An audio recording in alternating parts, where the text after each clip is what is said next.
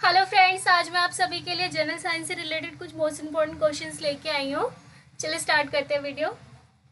First question है, carbon dating विधि किसकी आयु निर्धारित करने के लिए अपनाई जाती है? तो जीवाश्मों की।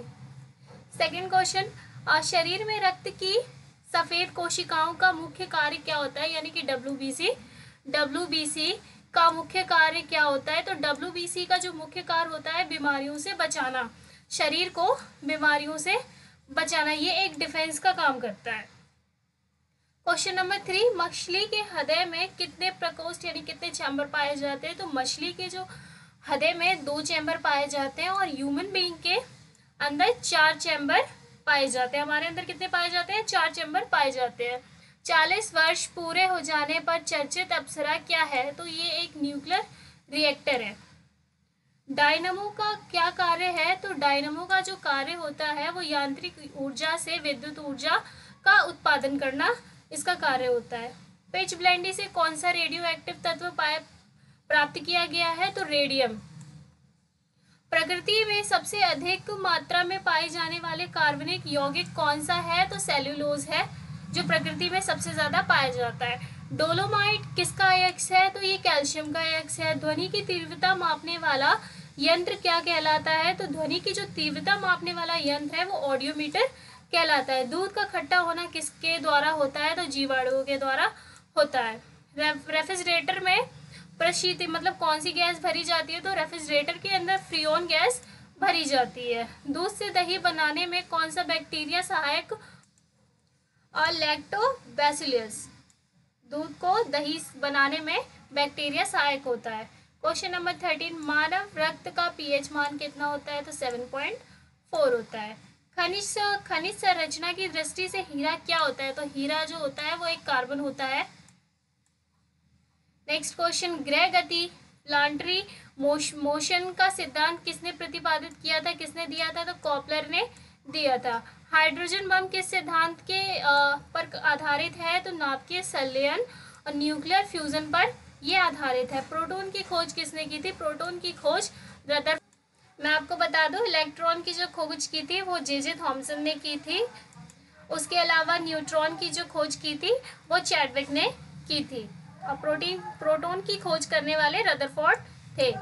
नेक्स्ट क्वेश्चन है, कौन सा पदार्थ पृथ्वी पर तीनों अवस्थाओं में पाया जाता है? तो ये तो सबको पता है, जल पाया जाता है तीनों अवस्था में, ठोस गैस और द्रव में पाया जाता है।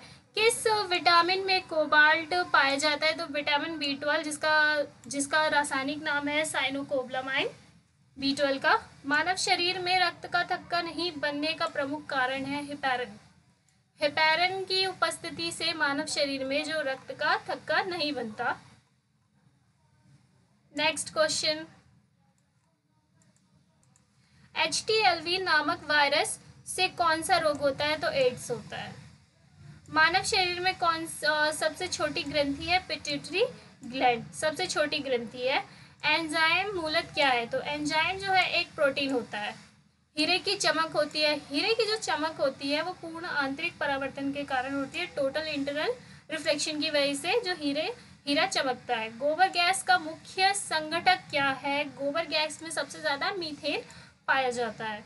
वायरोलॉजी में किसका अध्ययन किया जाता है? आपको नाम से भी दिख रहा है, वायरोलॉजी यानी कि वायरस का अध्ययन किया जाता है। विटामिन सी का रासायनिक नाम क्या है? विटामिन सी का जो रासायनिक नाम है वो है एस्कॉर्बिक एसिड। मनुष्य हृदय में सामान्य प्रति मिनट कितनी बार स्पंदन करता है? तो 72 बार पर मिनट जो हमारा हार्ट है वो 72 टाइम्स धड़कता है।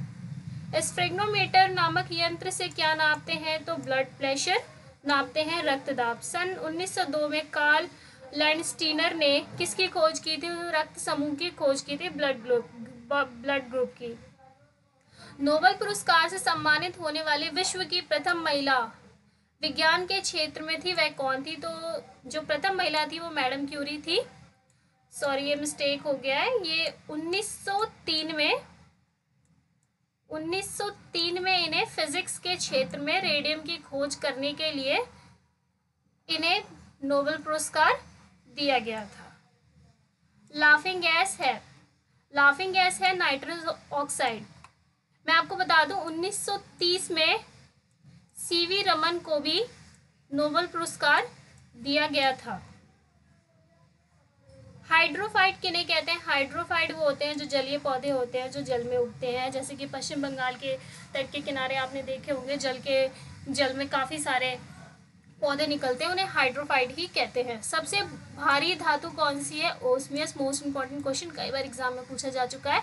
ध्वनि को मापने की इकाई क्या है? तो ध्वनि को जो मापने की इकाई है वो डेसिबल। डेसिबल में हम ध्वनि की इकाई को मापते हैं। सिंदूर का रासायनिक नाम क्या है? तो सिंदूर का जो रासायनिक नाम है वो मर्क्यूरिक सल्फाइड है, HgS। गॉइटर नामक रोग शरीर में किसकी कमी के कारण होता है? तो गॉइटर जो नामक जो रोग होता है वो शरीर में आयोडीन की कमी के कारण होता है गले में।